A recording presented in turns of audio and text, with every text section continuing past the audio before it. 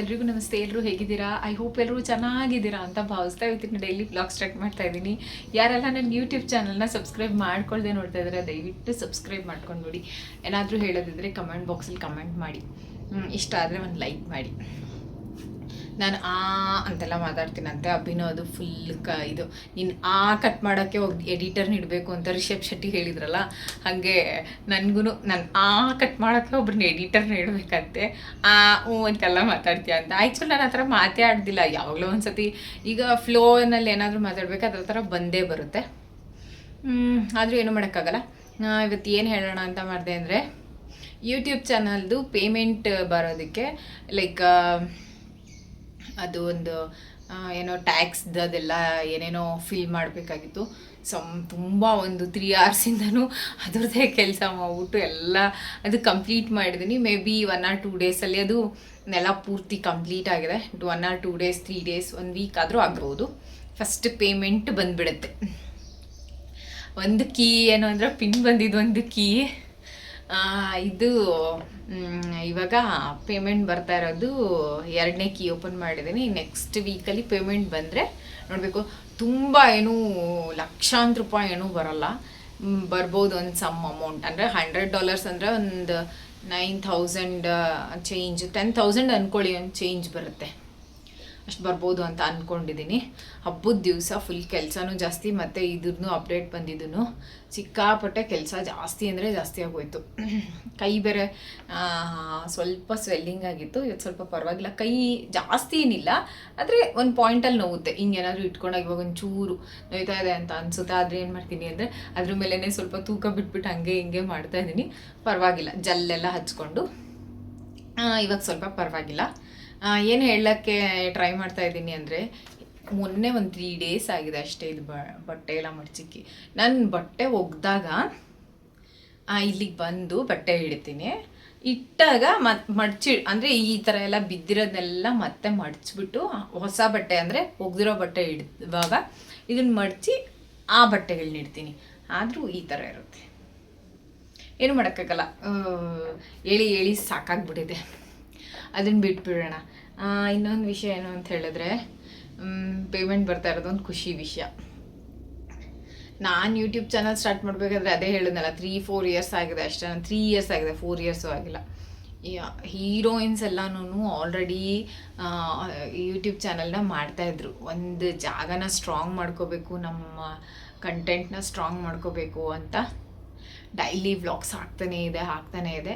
ನನಗೆ ಯಾವ ವ್ಲಾಗ್ಸಿಂದನೂ ನನಗೆ ಅಷ್ಟೊಂದು ವ್ಯೂಸ್ ಬಂದಿರಲಿಲ್ಲ. ಲೈಕ್ ನನ್ನ ತಂಗಿ ಬಂದಾಗ ಸ್ವಲ್ಪ ಬಂದಿತ್ತು, ಇಲ್ಲ ಅಂತ ಹೇಳಲ್ಲ. ಸ್ವಲ್ಪ ಶಾಪಿಂಗು ಅದು ಇದು ಅವಳು ಬಂದಿದ್ದು ಅದೆಲ್ಲ ಚೆನ್ನಾಗಿ ಹೋಗಿತ್ತು. ಹೋದರೆ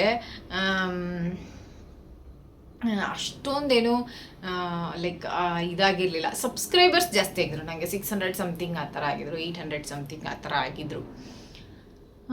ಆದರೂ ಏನೂ ಲೆವೆಲ್ಲಿಗೆ ರೀಚ್ ಆಗಿರಲಿಲ್ಲ. ಅದು ಒಂದೇ ಒಂದು ವಿಡಿಯೋ ಅದು ಈಗಲೂ ಓಡ್ತಾನೇ ಇದೆ. ಓಡಿರೋದಕ್ಕೇ ಈಗ ನನ್ನ ಪೇಮೆಂಟ್ ಬರ್ತಾ ಇರೋದು. ಹಳೇದೆಲ್ಲ ಪೇಮೆಂಟ್ ಬರಲ್ಲ, ಓಡಿರೋದು ಅದೆಲ್ಲ ಲೈಕ್ ಅದು ಒಂದು ಸ್ವಲ್ಪ ಹೋಗಿದೆ.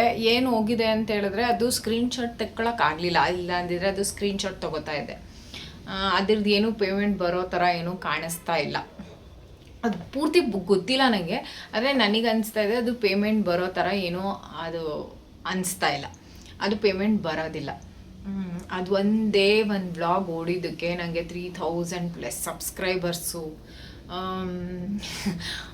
ದುಡ್ಡು, ಮತ್ತು ಯೂಟ್ಯೂಬ್ ಚಾನಲಲ್ಲಿ ಒಂದು ನೆಲೆ, ಒಂದು ನಿಂತ್ಕೊಳ್ಳೋಕ್ಕೆ ಒಂದು ಜಾಗ ಸಿಕ್ತು. ಯಾವುದೇ ವಿಷಯ ಆಗಲಿ, ಇದು ಓಡುತ್ತೆ ಅದು ಓಡುತ್ತೆ, ಅದಕ್ಕೆ ಕೌಡೆ ಹಾಕ್ಬಿಟ್ಟು ಏನೂ ಮಾಡೋಕ್ಕಾಗಲ್ಲ. ಜನ ಯಾವ್ದು ನೋಡ್ತಾರೆ ಯಾವ್ದು ನೋಡಲ್ಲ, ಯಾವುದು ನೋಡ್ತಾರೆ ನೋಡಲ್ಲ ಅನ್ನೋದಕ್ಕಿಂತ ಯಾವ್ದು ಓಡುತ್ತೆ ಅಂತ ಯಾರಿಗೂ ಗೊತ್ತಿಲ್ಲ. ಲೈಕ್ ನೀವು ಸ್ವಲ್ಪ ಏನಾದರೂ ಶಾಪಿಂಗ್ ಹಾಕಿದಾಗ ಸ್ವಲ್ಪ ಅದು ಚೆನ್ನಾಗಿ ಹೋಗುತ್ತೆ. ಎವ್ರಿ ಡೇ ನೀವು ಶಾಪಿಂಗ್ ವ್ಲಾಗ್ಸ್ನೇ ಹಾಕೋಕ್ಕಾಗಲ್ಲ. ಅದು ಬಿಟ್ಟರೆ ಯಾವ್ದು ಓಡುತ್ತೆ ಯಾವ್ದು ಓಡಲ್ಲ ಅಂತ ಕೌಡೆ ಹಾಕ್ಬಿಟ್ಟು ನೋಡೋಕ್ಕಾಗಲ್ಲ. ಯಾರಾದರೂ ಇನ್ನೂ ಯೂಟ್ಯೂಬ್ ಚಾನಲ್ ಸ್ಟಾರ್ಟ್ ಮಾಡೋಕ್ಕೆ ಯೋಚನೆ ಮಾಡ್ತಾ ಇದ್ದೀರಾ ಅಂದರೆ ಆದಷ್ಟು ಬೇಗ ಮಾಡಿ. ಏನೋ ಮಾನಿಟೈಸೇಷನ್ದು ಬೇರೆ ಏನೋ ರೂಲ್ಸ್ ಬೇರೆ ಏನೋ ಚೇಂಜ್ ಆಗತ್ತಂತೆ. ಇದೊಂದು ದೊಡ್ಡ ಸಮುದ್ರ, ಓಕೆನಾ? ಯಾರು ಬೇಕಿದ್ರೂ ಇರಲಿ ಮೀನು ಹಿಡ್ಕೊಂಡು ಹೋಗಿ ಮನೇಲಿ ಯೂಸ್ ಮಾಡ್ಕೋಬೋದು. ಹಿಡ್ಕೊಂಡು ಹೋಗ್ಬೇಕಷ್ಟೇನೆ, ಅದು ಬಿಟ್ಟರೆ ಬೇರೆ ಏನೂ ಮಾಡಬೇಕಾಗಿರೋದು ಏನೂ ಇಲ್ಲ. ಇಲ್ಲಿ ನೀವು ಕನ್ಸಿಸ್ಟೆನ್ಸಿಯಾಗಿ ವೀಡಿಯೋಸ್ ಹಾಕಬೇಕು, ಸ್ವಲ್ಪ ಕಂಟೆಂಟ್ ಕೂಡ ಇರಬೇಕು. ಇವಾಗ ಕಂಟೆಂಟ್ ಅಂದರೆ ಸ್ವಲ್ಪ ಹೊಸಬ್ರು ಬಂದು ಆ ಥರದ್ದೆಲ್ಲ ಕಂಟೆಂಟ್ ವ್ಯೂಸ್ ಎಲ್ಲ ಹೋಗಿಬಿಟ್ಟಿದೆ. ಸ್ವಲ್ಪ ಎಂಟರ್ಟೈನ್ಮೆಂಟ್ಗೆ ಜಾಸ್ತಿ ಹೋಗೋದು, ತುಂಬ ಏನು ಈ ಡೈಲಿ ವ್ಲಾಗ್ಸ್ ಅದೆಲ್ಲ ತುಂಬ ಹೋಗೋದಕ್ಕೆ ಒಂದು ಬೇಸ್ಮೆಂಟ್ ಮಾಡ್ಕೊಳ್ಳಿ. ಎವ್ರಿ ಡೇ ಕನ್ಸಿಸ್ಟೆನ್ಸಿಯಿಂದ ಒಂದು ವೀಡಿಯೋಸ್ ಹಾಕಿ, ಲೈಕ್ ಸ್ವಲ್ಪ ಎಂಟರ್ಟೈನ್ಮೆಂಟ್ ಕೂಡ ಇರಲಿ, ಚೆನ್ನಾಗಿರುತ್ತೆ. ಸ್ವಲ್ಪ ಲೈವಲ್ಲಿ ಮಾತಾಡಿ, ವೀಡಿಯೋಸ್ನ ಮಾಡಿ ಇಟ್ಟು ಅದನ್ನು ಮಾತಾಡೋದ್ರಿಂದ ಸ್ವಲ್ಪ ವ್ಯೂಸ್ ಏನೋ ಅಷ್ಟೊಂದು ಚೆನ್ನಾಗಿ ಹೋಗಲ್ಲ ಅಂತ ನನಗನ್ಸುತ್ತೆ. ಯಾಕೆಂದರೆ ನನಗೇನು ಎಕ್ಸ್ಪೀರಿಯೆನ್ಸ್ ಆಗಿದೆ ನಾನು ಅದನ್ನು ಹೇಳ್ತಾ ಇದ್ದೀನಿ. ಒಂದು ಸ್ವಲ್ಪ ಅದನ್ನು ಕೂಡ ಮಾಡಿ. ಆಮೇಲೆ ನನಗೇನು ಎಕ್ಸ್ಪೀರಿಯೆನ್ಸ್ ಆಗಿದೆಯೋ ಅದನ್ನು ಹೇಳ್ತಾ ಇದ್ದೀನಿ, ಓಕೆನಾ? ಮಾಡಿಬಿಟ್ಟು ನೋಡಿ. ನಾನು ಯೂಟ್ಯೂಬ್ ಚಾನಲ್ ಮಾಡಿದಾಗ ಯಾವ ವ್ಲಾಗೂ ನನಗೆ ತುಂಬ ಏನು ಇದನ್ನು ತಂದು ಕೊಡಲಿಲ್ಲ, ಲೈಕ್ ವ್ಯೂಸು ತಂದು ಕೊಡಲಿಲ್ಲ, ಸಬ್ಸ್ಕ್ರೈಬರ್ಸ್ನೂ ತಂದು ಕೊಡಲಿಲ್ಲ. ಅದರಿಂದ ನಾನು ಡಿಮೋಟಿವೇಶನ್ ಆಗಿರಲಿಲ್ಲ. ಈ ಕೆಲವು ಫ್ಯಾಮಿಲಿ ಮೆಂಬರ್ಸಿಂದ ಕೆಲವು ಸತಿ ಡಿಮೋಟಿವೇಶನ್ಸ್ ಆಗಿದ್ದೆ. ಸುಮ್ಮನೆ ರೂಮರ್ಸ್ ಮಾಡೋದು, ಏನು ಮಾಡಿದ್ರು ಒಂಥರ ಕೆಟ್ಟದಾಗಿ ಮಾತಾಡೋದು, ಅವರು ಈಗ ಏನು ಗೊತ್ತಾ, ನಮ್ದು ಇನ್ನೂ ಸ್ವಲ್ಪ ಹಳ್ಳಿ ಥರನೇ ಇದೆ. ಆಮೇಲೆ ಸುತ್ತಲೂ ಇರೋರೆಲ್ಲನೂ ಈ ರಿಲೇಷನ್ಸ್ ದುಶ್ಮನ್ ಕಹಾ ಹೇ ಅಂದರೆ ಎಲ್ಲ ಇಲ್ಲೇ ಸುತ್ತಲೂ ಇದ್ದಾರೆ ಅನ್ನೋ ಥರ. ಅಯ್ಯೋ ವ್ಲಾಗ್ಸ್ ಮಾಡ್ತಾ ಇದ್ದಾಳಂತೆ, ಅದರಲ್ಲಿ ಅದನ್ನು ಹಾಕ್ತಾಳಂತೆ, ಇದನ್ನು ಹಾಕ್ತಾಳಂತೆ, ಬರೀ ಈ ಥರದ್ದೇನೆ. ಒಂದು ನ್ಯಾಯವಾದವರು ಒಬ್ಬರೂ ಇರಲಿಲ್ಲ. ನಾವು ಯಾವತ್ತೂ ಏನು, ನನ್ನ ಚಾನಲ್ಸ್ನ ಆಲ್ರೆಡಿ ನೀವು ನೋಡಿರ್ತೀರ, ನಾನು ಏನೂ ಕೆಟ್ಟದಾಗಿರೋವಂಥದ್ದು ಏನೂ ಹಾಕ್ತಾ ಇರಲಿಲ್ಲ. ನಾರ್ಮಲ್ ನಮ್ಮ ಮನೇಲಿ ಹೇಗಿತ್ತು ದಿನಚರಿ, ನಾನು ಶಾಪಿಂಗ್ ಹೋಗಿದ್ದಿದ್ದು ಆ ಥರದ್ದು ಮಾತ್ರನೇ ಇತ್ತು.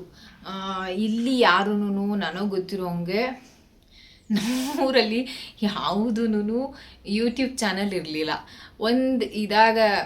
ಒಂದು ಯೂಟ್ಯೂಬ್ ಚಾನಲ್ ಇರಲಿಲ್ವಲ್ಲ, ಇರಲಿ ಅನ್ನೋ ಥರ ಮಾಡಿದ್ದಷ್ಟೇನೆ. ಆಮೇಲೆ ನಾವು ಸ್ಟುಡಿಯೋ ಬ್ಯಾಕ್ಗ್ರೌಂಡಿಂದನೇ ಇದ್ದಿದ್ದು. ಯಾವಾಗಲೂ ಕ್ಯಾಮ್ರಾ ಹಿಂದೆ ಇರ್ತಾಯಿದ್ವಿ. ಸ್ವಲ್ಪ ಮುಂದಕ್ಕೆ ಬರೋಣ ಅಂತ ಅಂದ್ಕೊಂಡು ಮಾಡಿದೆ ಅಷ್ಟೇನೆ, ಬೇರೆ ಏನೂ ಇಂಟೆನ್ಷನ್ ಇರಲಿಲ್ಲ. ಯಾವಾಗ ಕೆಟ್ಟ ಮೋಟಿವೇಶನ್ಸ್ ಎಲ್ಲ ಬರೋಕ್ಕೆ ಸ್ಟಾರ್ಟ್ ಆಯಿತು, ಅವಾಗ ನಾನು ಸ್ವಲ್ಪ ಸ್ಟಾಪ್ ಮಾಡಿಬಿಟ್ಟಿದ್ದೆ. ನಾನು ಸ್ಟಾಪ್ ಮಾಡಿದರೂ ಕೂಡ ಆ ಒಂದು ವಿಡಿಯೋಯಿಂದ ವ್ಯೂಸ್ ಹೋಗ್ತಾನೇ ಇತ್ತು. ಅದರಿಂದ ಸಬ್ಸ್ಕ್ರೈಬರ್ ಒಂದೇ ಸತಿ ಇಲ್ಲಿ ಬಿದ್ದಿದ್ದ ಸಾಧನ ಇಲ್ಲಿ ಹೋಗಿದ್ದಾಯಿತು. ಓ ದೇವರಾಣೆ, ಯಾರೂ ಯೋಚನೆ ಮಾಡಬೇಡಿ. ಈಗ ಸ್ಟಾರ್ಟ್ ಮಾಡಬೇಕು ಅಂದ್ಕೊಂಡಿರೋರು ಕೂಡ ಸ್ಟಾರ್ಟ್ ಮಾಡಿ. ಯಾಕೆಂದರೆ ಅದೇ ಹೇಳಿದ್ನಲ್ಲ, ದೊಡ್ಡ ಸಮುದ್ರ ಇದು. ಒಂದೇ ಒಂದು ವಿಡಿಯೋ ಸಾಕು ನಿಮ್ಮ ಚಾನಲ್ಲು. ನಾನು ಒಂದು 8 months 6 months ಏನೋ ಹಾಕಿದ್ದೆ, ಲೈಕ್ ನಂಗೆ ಅದು ಮರ್ತು ಹೋಗಿದೆ. ಅಷ್ಟು ದಿವಸ ಮಾಡಿದ್ದು ಕಷ್ಟ, ಅಷ್ಟು ದಿವಸ ಪಟ್ಟಿದ್ದು ನನ್ನ ಕಷ್ಟ. ವ್ಲಾಗ್ ಮಾಡೋದು ಏನು ಈಸಿ ಏನಿಲ್ಲಪ್ಪ. ನೀವೊಂದು 10 ನಿಮಿಷದ್ದು ವಿಡಿಯೋ ಮಾಡ್ತಾ ಇದ್ದೀರಾ ಅಂದರೆ ಅದರಿಂದ 1 hour ಕೆಲಸ ಇರುತ್ತೆ. ವ್ಲಾಗ್ ಮಾಡೋದು ಒಂದು, ಆಮೇಲೆ ಎಡಿಟಿಂಗ್ದು ಒಂದು, ಎಲ್ಲ ಥರದ್ದು ಇರುತ್ತೆ. ಏನು ಕ್ಯಾಮ್ರಾ ಮುಂದೆ ಇಟ್ಕೊಂಡು ಮಾಡತ್ತಾನೆ ಅದಲ್ಲ. ಅದನ್ನು ಅಂದ್ಕೊಂಡದೇ ದೊಡ್ಡ ತಪ್ಪು.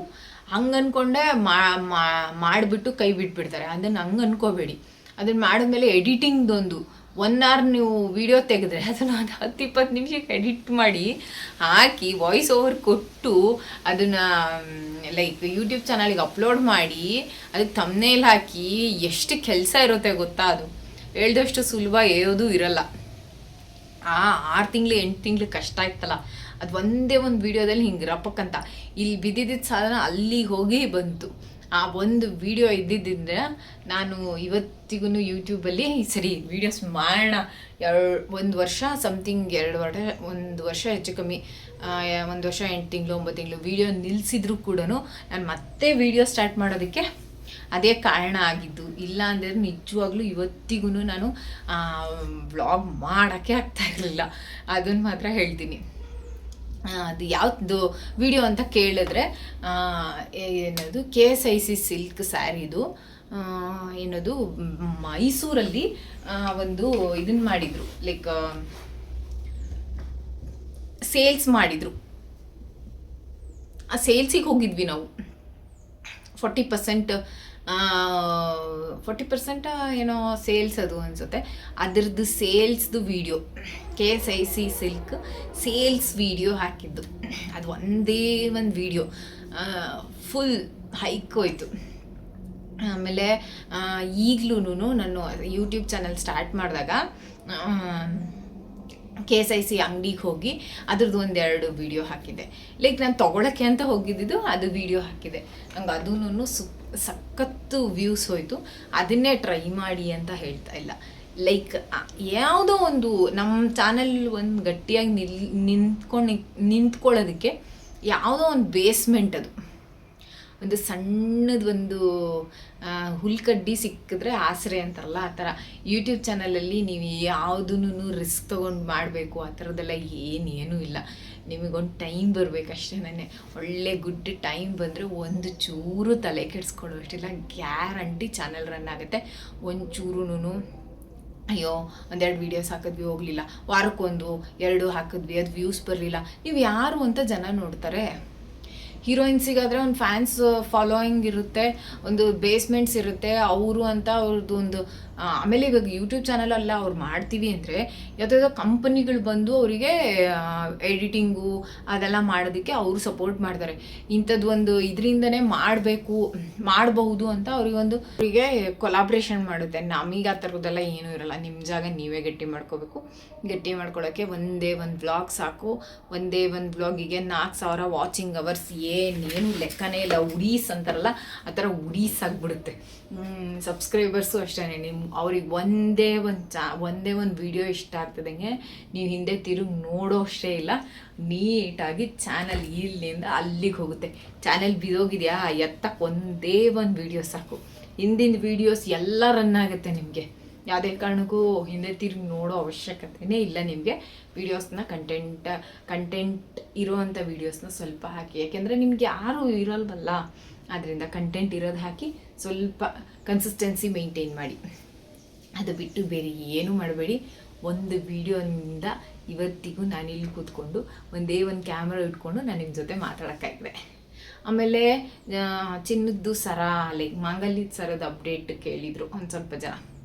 ಇನ್ಸ್ಟಾಗ್ರಾಮಲ್ಲಿ ಸಖತ್ ವ್ಯೂಸ್ ಹೋಗಿದೆ. ಅದು 25,000 ಏನೋ ವ್ಯೂಸ್ ಹೋಗಿದೆ.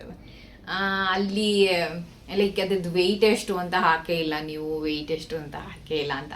ಅದ್ರದ್ದು ಒಂದು ಸೆಪ್ರೇಟ್ ವ್ಲಾಗ್ ಮಾಡಿಬಿಟ್ಟು ಹಾಕ್ತೀನಿ ನಾನು. ಏಕೆಂದರೆ ತುಂಬ ವೀಡಿಯೋ ಲೆಂತ್ ಆಗಿಬಿಟ್ರೆ ಚೆನ್ನಾಗಿರಲ್ಲ. ಆಮೇಲೆ ಪೇಮೆಂಟಿಂದು ಮಾತ್ರ ಹೇಳೋಣ ಅಂತ ಬಂದಿದ್ದು. ಆಮೇಲೆ ಒಂದು ವೀಡಿಯೋಯಿಂದ ಇಲ್ಲಿಂದ ಇಲ್ಲಿವರೆಗೂ ಹೋಗಿದೆ ಅಂತ ಹೇಳ್ಬಿಟ್ಟು ಅದೊಂದು ವೀಡಿಯೋ ಹೇಳಬೇಕಾಗಿತ್ತು. ಯಾಕೆಂದರೆ ಪಾಪ ಯಾರಾದರೂ ಹೊಸದಾಗಿ ಯೂಟ್ಯೂಬ್ ಚಾನಲ್ ಮಾಡ್ತಾಯಿದ್ರೆ ಪಾಪ ಅವರಿಗೊಂದು ಮೋಟಿವೇಶನ್ ಸಿಗುತ್ತೆ. ನನಗಂತೂ ಡಿಮೋಟಿವೇಶನ್ ಸಿಕ್ಕಿದ್ದು. ಯಾರಿಗೋ ಒಬ್ಬರಿಗೆ ನಾವೇನೋ ಒಂದು ಹೇಳೋ ಮಾತು ಒಂದು ಸಮಾಧಾನ ಅಂತ ಅನಿಸಿದ್ರೆ ಅದೆಷ್ಟೋ ಸಾಂತ್ವನ ಅನಿಸುತ್ತೆ.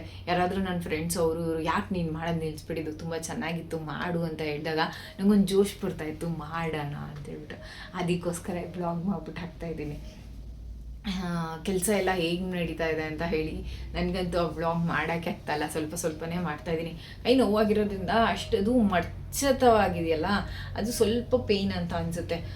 ಅದು ಸ್ಪ್ರೇ ಎಲ್ಲ ಹೊಡ್ಕೊಂಡು ಲೈಕ್ ಜೆಲ್ಲೆಲ್ಲ ಹಚ್ಕೊಂಡಾಗ ಈ ಥರ ನೋವಿರಲ್ಲ. ಒಂದೇ ಒಂದು ಪಾಯಿಂಟಲ್ಲಿ ಸ್ವಲ್ಪ ನೋವು ಅಂತ ಅನಿಸ್ತಾ ಇದೆ. ನನಗೇನು ಅನಿಸ್ತಾ ಇದೆ ಅಂದರೆ ಆಫ್ಟರ್ ಲೈಕ್ ಒಂದು 3-4 ಡೇಸ್ ಹೋಗಲಿ, ನೋವು ಜೆಲ್ಲೆಲ್ಲ ಹಚ್ಕೊಳ್ಳೋದು ಬಿಟ್ಟು ಸ್ಪ್ರೇ ಎಲ್ಲ ಹೊಡ್ಕೊಳ್ಳೋದು ಬಿಟ್ಟ ಮೇಲೆ ಗೊತ್ತಾಗುತ್ತೆ ಮತ್ತೆ ನೋವು ಜಾಸ್ತಿ ಆಗುತ್ತೆ ಅಂತ ಅನಿಸ್ತಾ ಇದೆ. ಇದೊಂದು ವಿಷಯ ಹೇಳೋದಕ್ಕೆ ನಾನು ವ್ಲಾಗ್ ಮಾಡಿದ್ದು. ಈ ವ್ಲಾಗ್ ಕೂಡ ಇಲ್ಲೇ ಎಂಡ್ ಮಾಡ್ತಾ ಇದ್ದೀನಿ, ಯಾಕೆಂದರೆ ತುಂಬ ಲಾಂಗ್ ಆಗಿಬಿಡುತ್ತೆ. ಅದಕ್ಕೆ ಈ ವ್ಲಾಗ್ ಕೂಡ ಇಲ್ಲೇ ಎಂಡ್ ಮಾಡ್ತಾ ಇದ್ದೀನಿ. ಯಾರ್ಯಾರಿಗೆಲ್ಲ ಇಷ್ಟ ಆಗಿದೆ ದಯವಿಟ್ಟು ಸಬ್ಸ್ಕ್ರೈಬ್ ಮಾಡ್ಕೊಂಡು ನೋಡಿ. ಇಷ್ಟ ಆದರೆ ಒಂದು ಲೈಕ್ ಮಾಡಿ. ಏನಾದರೂ ಹೇಳೋದಿದ್ರೆ ಕಮೆಂಟ್ ಬಾಕ್ಸಲ್ಲಿ ಕಮೆಂಟ್ ಮಾಡಿ. ಇಷ್ಟ ಆಗಲಿಲ್ಲ ಅಂದರೆ ಯಾಕೆ ಇಷ್ಟ ಆಗಲಿಲ್ಲ ಅದನ್ನು ಹೇಳಿ. ಏನಾದರೂ ಚೇಂಜಸ್ ಇದ್ದರೆ ಅದನ್ನು ಮಾಡ್ಕೊಳ್ಳೋದಕ್ಕೂ ಹೇಳಿ ಅಂತ ಕೇಳ್ಕೊಳ್ತಾ ಈ ವ್ಲಾಗ್ ಇಲ್ಲೇ ಎಂಡ್ ಮಾಡ್ತಾ ಇದ್ದೀನಿ. Love you all. Next vlog ಜೊತೆಲಿ ನಾನು ನಿಮ್ಮ ಜೊತೆಲಿ ಸಿಗ್ತೀನಿ ಅಂತ ಹೇಳ್ತಾ ಬಾಯ್.